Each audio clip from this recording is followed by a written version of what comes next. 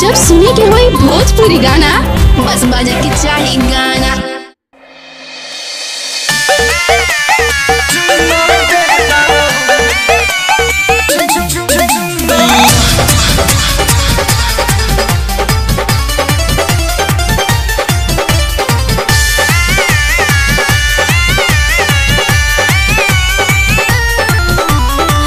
Lockdown में town से घरे जिद करता रह तू सोते के जोरे। अरे दूर रहा। लॉकडाउन में टाउन से घरे जिद करता रह तू सोते के जोरे। तो ठीक है कैला बाकी सुत जा भर पेट खा के। तो ठीक है कैला बाकी सुत जा भर पेट खा के। अरे बुझला जानी चुम्मा दे दा का जानी चुम्मा दे दा काहे मुँह में सैनिटाइजर लगा के। जानी चुम्मा दे दा मुँह में सैनिटाइजर लगा के। ओहो अरे दूर रहा।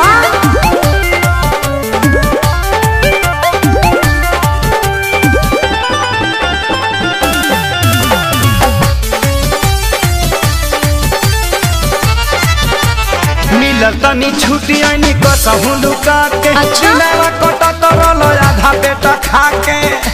का बताई अच्छा कुछ दिन ना दूर हमसे रह पिया। देहिया पाया के जोनी ढह पिया।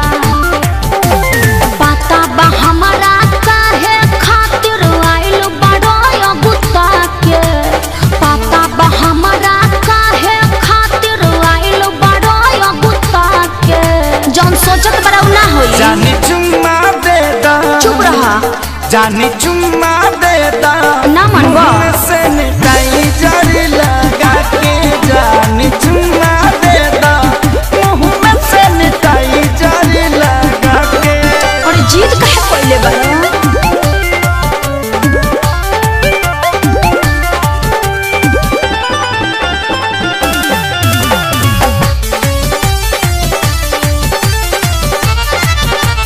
जानी सारा कार जबी राखी स्कूल में 14 दिन रह के पड़ी नियम और रूल में। हाँ तो घरहू में रूले में रह के पड़ी।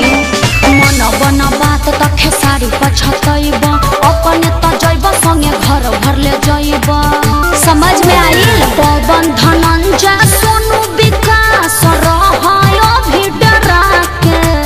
पवन धनंजय सोनू विकास रहायो भी डरा एगो चुम्मे के बात बना ना भगवा। जानी चुम्मा दे दा फेर उहे बात। धनी चुम्मा दे दा मुँह में सैनिटाइजर लगा के। जानी चुम्मा दे दा मुँह में सैनिटाइजर लगा के।